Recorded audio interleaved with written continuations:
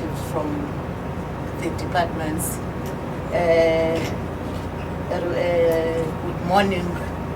We do have in our midst a representative from the Nelson Mandela University, who's representing the Vice Chancellor there. We know as the Department of Eastern Cape, we've partnered with Nelson Mandela for them to come out with a good concept for us to be able to sustain the maritime economy in the province. Members of the media, it is not by a choice or any chance that we are here today to mark this special occasion. It is by the choice of our government, which is very critical if we know that there are areas which needs to be addressed.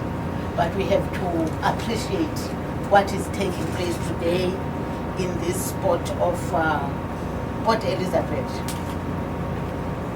For us as the government, it's a demonstration of trust, a sign of faith, and a massive vote of confidence in the policy of the South African government has put in place as it drives towards being a meaningful player in the ocean's economy. We do have representatives of our government.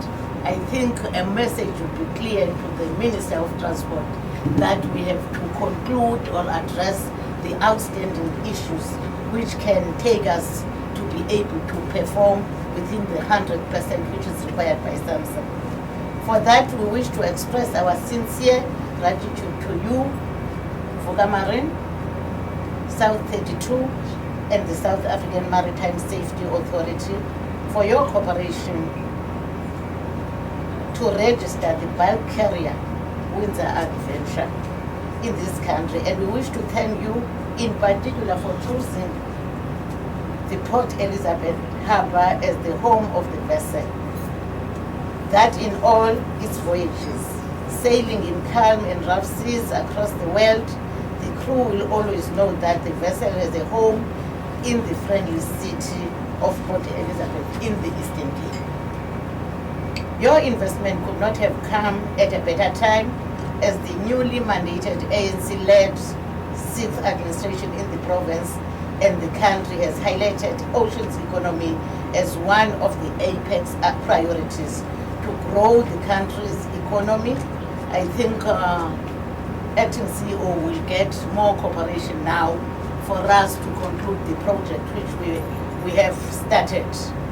As the Eastern Cape government, we are thrilled to welcome the bulk carrier Windsor Adventure into the nation's register. Program Director, in July 2014, South African government launched Operations Pakisa, a program of government aimed at bringing about big and fast results in as far as unlocking potential of the South African ocean. You've indicated that by having 800 kilometers route in the province, and we are determined to unlock the potential which is there by prioritizing maritime transport and manufacturing, offshore oil and gas, aquaculture, and maritime protection services.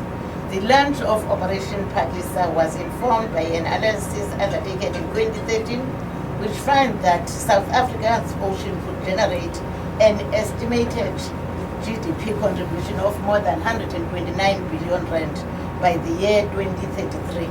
This program is in line with the country's national development plan in as far as addressing the triple challenges of poverty, unemployment, and inequality. And if implemented efficiently, the 129 billion rand estimation may well be achieved and even exceed the estimated amount. Under Operation Pakisa, there's a national drive to resuscitate the South African ship register, and results are starting to show, and today's gathering is testimony to that. However, having trading vessels registered in South Africa in itself cannot be of a value to the economy of South Africa. Instead, that may encourage foreign ship owners to use the register for their own conservation without South Africa benefiting, except in the form of ship registration. But we are encouraged with the engagements which are taking place, because we want you to partner with the people of South Africa to have access in the oceans economy.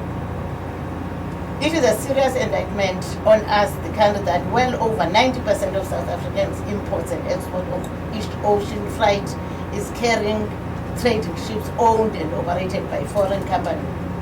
It is something that we collectively, as government and the private sector, need to join forces and turn the situation around. For South Africa to properly derive value, its people must be encouraged to own and operate ships, have sufficient capacity to build ships for own use as well as for exports. These are necessary conditions without which South Africa will not be able to fully occupy its rightful place as a maritime nation. However, it gives us hope of a better tomorrow, filled with hope of prosperity, that we are here today. We are extremely proud of what we have been able to achieve through your collaboration, and we look forward to you delivering even more value than will benefit the province and the country at large. We know that maritime space is a very competitive international environment. As the government, we have made some adjustments to ensure that we are able to compete in that highly competitive space. South Africa has signed into law the Comprehensive Maritime Transport Policy, which, among other things, is aimed at creating an environment conducive for increasing the number of vessels and under the South African flag. Attract investment, that's the message which the President always preached, that we have to attract more investors to South Africa and encourage the creation of meaningful jobs in the maritime transport sector. This is to enable vessel owners to take advantage of the competitive structure that exists for vessels entering the country under the South African registry. As the government will continue to strive to attract more vessels into the South African registry for tangible job growth and development in the local maritime economy. With the eminent growth in the multi-billion rand sector of our economy and the massive injection it may have on our GDP as projected by 2033, the challenge is upon you to ensure that you commit yourselves to youth empowerment. The challenge is upon you to ensure that you do not miss the opportunity to transform the face of the sector, which we all understand and know that it's a male-dominated sector. It means we have to challenge that. The challenge is upon you to play your role in making oceans economy and maritime in general to an all-inclusive industry that does not discriminate against anyone based on gender or race, to ensure that oceans economy and oceans freight economy in particular is accommodating to all, male and female, black and white. One of the ways that can be achieved is through the deployment and training of new local cadets on these vessels. As the government, we are aware that we are training and development of South African seafarers abroad. The vessels in our books is already taking place. That is very positive and uplifting, and we commend you for that. Long may it continue, while also creating employment opportunities on and offshore. Ladies and gentlemen, the province of the Eastern Cape continues to make strides in ocean economy, and the registration of the Windsor Adventure in finding home in the province only adds to that. Other recent developments of maximizing our profit on the blue economy include the Port of East London upgrade, and it has been breaking records in number of Mercedes-Benz vehicles loaded for export, but it's very small. The country's largest crane elevator in a port also resides in East London. National government has named the Bucha Special Economic Zone as the potential site for a 1,000 megawatt liquefied natural gas plant. These logistics upgrades are an indicator that the political will exists to improve infrastructure to drive the province's economic forward.